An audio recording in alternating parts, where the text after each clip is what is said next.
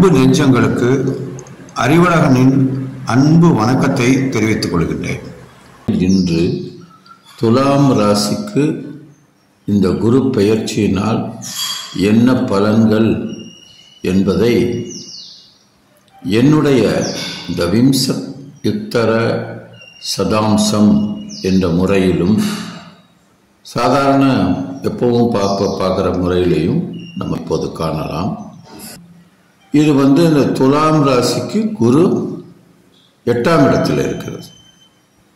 பொதுவாக ஒரு ராசிக்கு 3ஆம் இடத்திலோ அல்லது 6ஆம் இடத்திலோ அல்லது 8ஆம் இடத்திலோ அல்லது 12ஆம் இடத்திலோ சில வேளைகளில் 4ஆம் இடத்தில் கூட குரு இருந்தால் அது ஓரளவு மந்தமான பலன்களையே தரும். குருவை நாம் என்ன சொல்கிறோம்? தனகாரகன். அதாவது பணம், பொருள், செல்வம், அதுபோல தங்கம், பொன், பொருள் போன்ற விஷயங்களுக்கெல்லாம் இந்த குரு காரகத்துவம் உள்ளவர்.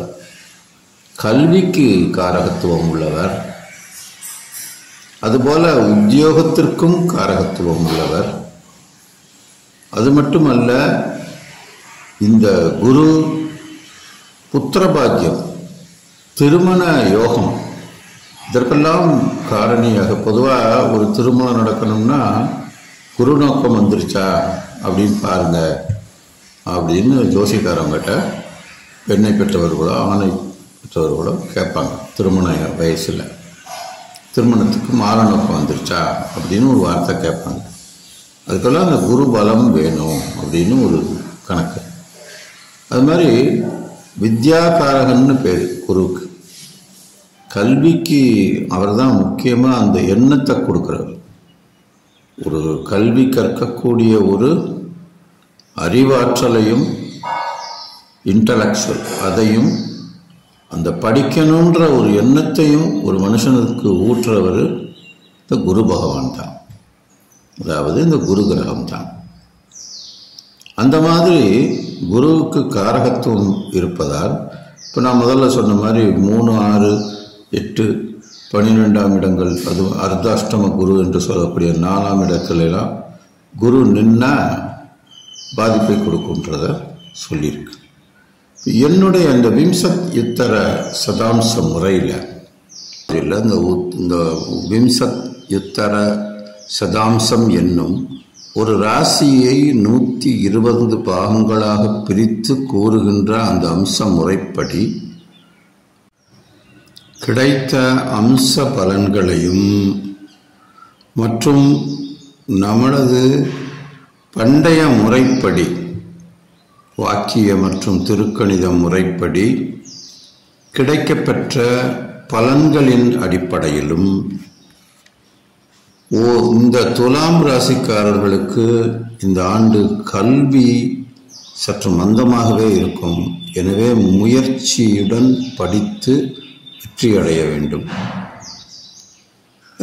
பொருளாதாரத்தை பொறுத்தவரையும் கடன், அதனால் பிரச்சனைகள் போன்ற விஷயங்களை சந்திக்க நேரிடும். பக்தி ஈடுபாடுகளில் அதிகம் கவனம் செலுத்துவார்கள். காரணம், சோதனைகள் அதிகமாக வரும் பொழுது பக்தி ஆட்டோமேட்டிக்காக கூடிரும். இந்த வெளிநாட்டில் வேலை தேடுறவங்களுக்கெல்லாம் நிச்சயமாக இந்த ஆண்டு துலாம் ராசிக்காரர்களுக்கு கட்டாயம் அதுக்கான பலன் உண்டு. நல்ல வேலை கிடைக்கும். அது மாதிரி நோய்கள்னு எடுத்துக்கிட்டால் இந்த 8ல் குரு இருக்கிறதுனால பலவிதமான வயிறு சம்பந்தப்பட்ட, மூளை சம்பந்தப்பட்ட, காது சம்பந்தப்பட்ட, இருதயம் சம்பந்தப்பட்ட, இன்னும் கூட அந்த சுகருமே குருவுக்கு உண்டான ஒரு கிரகம்தான். அதில் இருக்கிறவங்கெல்லாம் எச்சரிக்கையாகவும் கவனமாகவும் இருந்துக்கணும்.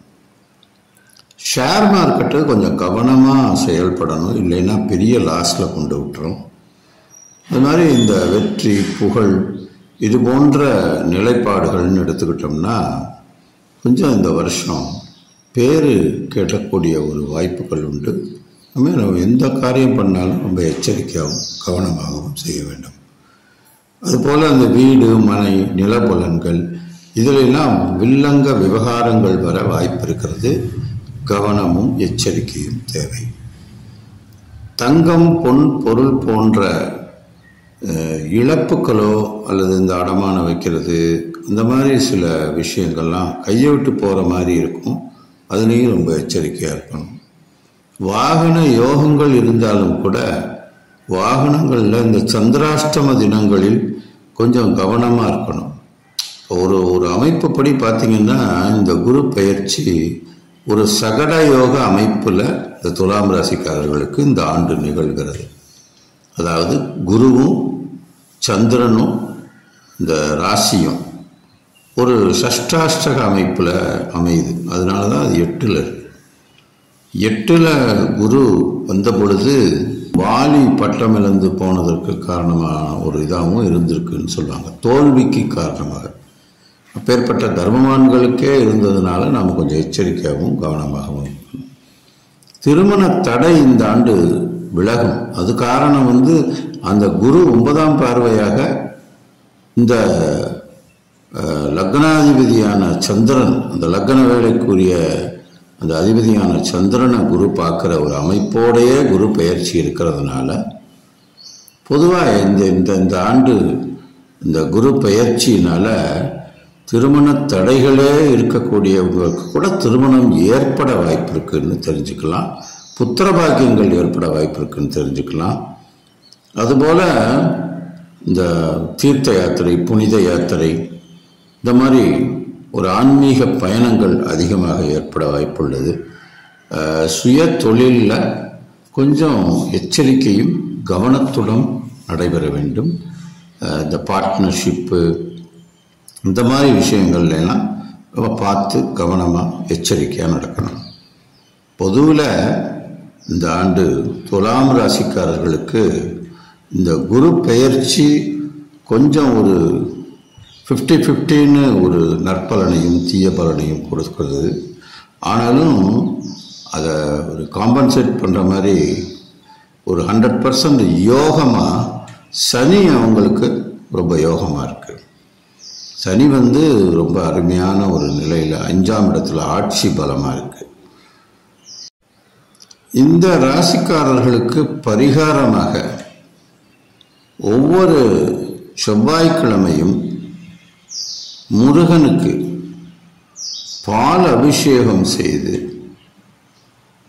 அந்த முருகனுக்கான ஒரு அஷ்டோத்தர அர்ச்சனையோ அல்லது ஒரு சகஸ்ரநாம அர்ச்சனையோ அல்லது ஒரு கந்தசஷ்டி கவசத்தை ஒரே நாளில் செவ்வாய்க்கிழமைகளில் ஒரு 32 முறை பாராயணம் செய்யக்கூடிய ஒரு நிலை கந்தசஷ்டி கவசத்திலேயே சொல்லியிருக்கோம்.